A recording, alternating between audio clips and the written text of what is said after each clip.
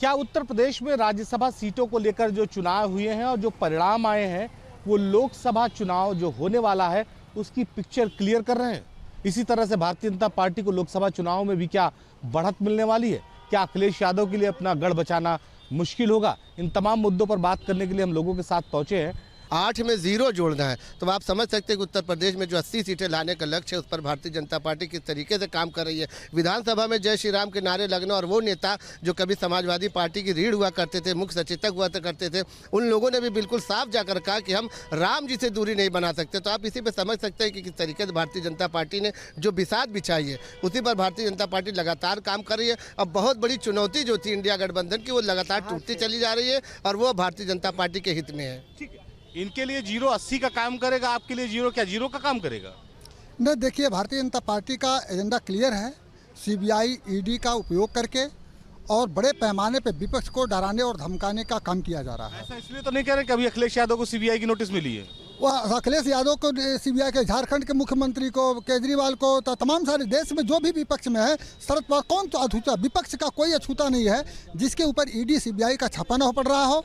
और सबसे ज़्यादा जिस तरीके से एक हथियार के रूप में ईडी सीबीआई का भारतीय जनता पार्टी उपयोग कर रही है, ये जनता को रुष्ट कर रही है। आने वाले दिनों में भारतीय जनता पार्टी का सुपड़ा साफ होगा। विपक्ष के एक भी आप सिंगल वन बताइए कि पूरे देश में भारतीय जनता पार्टी के किसी विधायक, किसी सांसद, किसी मिनिस्टर के यहाँ ईडी सीबीआई ने छापा डाला है क्या?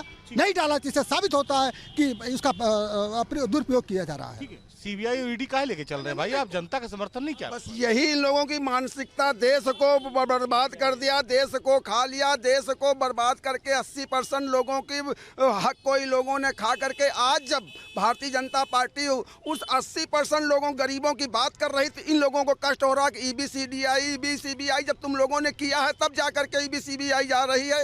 ईडी सीबीआई सबके यहाँ जाएगी ऐसा नहीं, कोई नहीं। जिनके कोर्ट में केस चल रहे हैं उनके यहाँ नहीं जा रही। और जो विपक्ष के नेता हजारों हजार करोड़ रुपया देश को कहां ला करके बेरोजगारी और अशिक्षा में डाल दिया है, उसका काम भारतीय जनता पार्टी कर रही। भारतीय जनता पार्टी और देख लेना 2024 में 80 का 80 सीटें जीतेंगी। और जितने भी विधायक टूट करके वो आए हैं और टूट करके नहीं आए, वो भगवान राम का 22 तारीख को जो आप कार्यक्रम देखे होंगे, पूरा विश्व, हिंदुस्तान ने पूरा विश्व भगवान राममय हो गया। उसके अंतरात्मा की आवाज पे वो भगवान राम ने उनकी मत फेरी है, वो आए हैं, वो आएंगे और भी लोग अभी आएंगे। अभी आप देख लीजिएगा चुनाव तक कितने लोग, कोई पार्टी खत्म हो जाएंगी। योगी मोदी की जोड़ी हिट हो गई, विपक्ष पिट गया एकदम। आपके चैनल के माध्यम से जनता को बता दूं, ये 8 नहीं, ये 80 है। अब कल भाजपा की जीत पक्की है और डंके की चोट पे आएगी।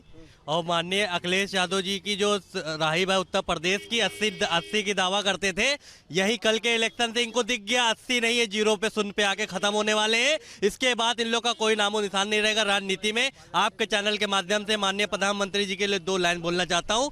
जो जलता है उसे जलने दो, ये जलजला नहीं रुकने देंगे, वो देश नहीं झुकने देगा, हम उसे नहीं झुकने देंगे। अब की बार भाजपा 450 पार डंके की चोट पे। भाजपा ही वाले हो गए क्या इस समय लग रहा है? ऐसा नहीं है, ऐसा है कि विपक्ष में जो टूटन हुई, वो टूटन जिसने भी राम का बहिष्कार किया है उसका नाश होने वाला है।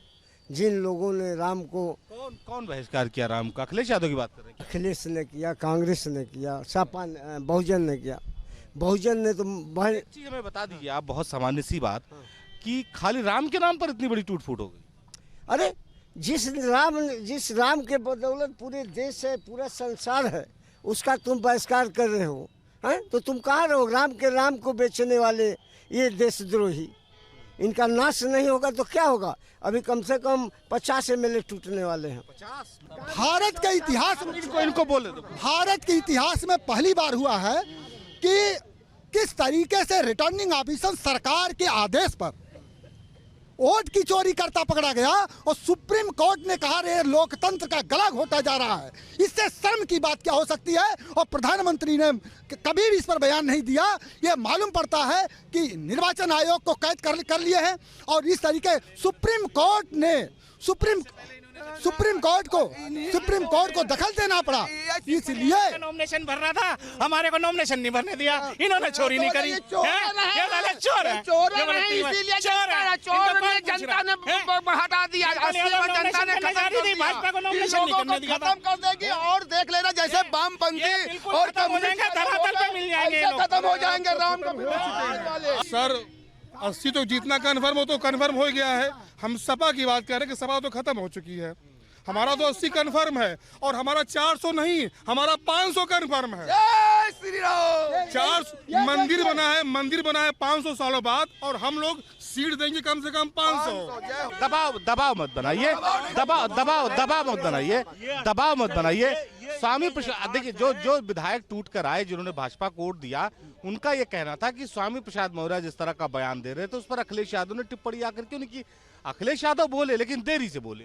देखिए, मैं एक लाइन का दे रहा हूँ। स्वामी प्रसाद मौर्य जिस तरीके से धार्मिक मुद्दे को उठा रहे थे, स्वामी प्रसाद मौर्य जिस तरीके से धार्मिक मुद्दे को उठा करके समाजवादी पार्टी को डोमिनेट करने का अंदर खाने से काम कर रहे थे, ये साबित हो गया। यादव जी ने काहे कार्रवाई नहीं की? अखिलेश यादव ने मिले हुए थे, इसलिए इस तरीके का काम कर रहे थे। भाजपा से मिले हुए थे, बी टीम बनकर का काम कर रहे थे स्वामी प्रसाद मौर्य। हाँ, योगी जी कह रहे हैं कि 8 सीट यहाँ मिल गई, 0 लगा दिया, 80 मिल जाएगी लोकसभा। बिल्कुल, देखिए ये सामान्य प्रक्रिया है दल बदलने की, ऐसा कुछ नहीं है। मुझे लगता है कि मैं आपके चैनल के माध्यम से इलेक्शन कमीशन को ये कहना चाहता हूँ कि ये जो दल बदल वाले हैं या जो कभी कभार इधर उधर नाचते हैं, इन पर भी अंकुश लगना चाहिए, क्योंकि जनता के करोड़ों रुपया लगता है तब तो पूरी पार्टियां ही साफ हो जाएंगी, फिर कोई नेता ही नहीं बचेगा, क्योंकि आधे सपा के भाजपा में, भाजपा के सपा के, पूरे 5 साल आप यही देखिए चलता रहता तो फिर तो ऐसा हो ही नहीं पाएगा, फिर किसी के पास नेता ही नहीं रह जाएगा। नहीं, मैंने वही तो कहा ना, इसीलिए तो मैं कह रहा हूँ कि ये जब दल बदल वाली बात नहीं रह जाएगी तो कहीं ना कहीं एक स्थिरता बनी रहेगी, जो सरकार जैसे है वैसे रहेगी। इसमें कोई पहले भी बहुत सारे लोग कांग्रेस में टूट के गए हैं, सपा में भी टूट के गए हैं, विरोध उस समय किया जाता तो बेहतर होता। अच्छा, मैं यही कह रहा हूँ, समान प्रक्रिया है ना, इसमें तो हर पार्टी करती है। इसमें कहाँ से क्या 80 आपने एक मिनट आपने कह दिया इसमें 8 को जोड़ के 0 लगा लो 80 हो जाएगी, तो ख्वाब देखने में कोई बुरी बात नहीं। दल तो आप भी बदल चुके, पहले भारतीय जनता पार्टी में थे, आज कांग्रेस में है, तो ये क्यों नहीं कह रहे?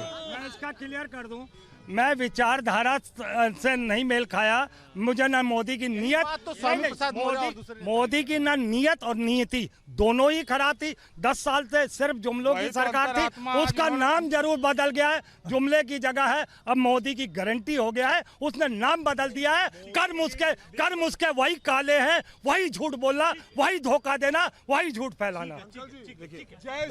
जो मुद्दा था, उस मुद्दे पर जब बातचीत हम लोग कर रहे थे लोगों से, तो बहुत सारे लोग अपने अपने तरफ से अपना तर्क दे रहे थे, लेकिन एक बात बहुत साफ है कि जिस तरह से राज्यसभा के चुनाव के परिणाम आए हैं, ऐसे में कोई भी राजनीतिक दल के लिए ऐसी परिस्थिति बन गई है उत्तर प्रदेश में कि अगर उसने बहुत जमीनी स्तर पर मेहनत नहीं की तो आने वाला समय उसके लिए मुश्किल भरा होगा। लखनऊ से सफुल हसन के साथ निखिल शर्मा, न्यूज़ 8 उत्तर प्रदेश।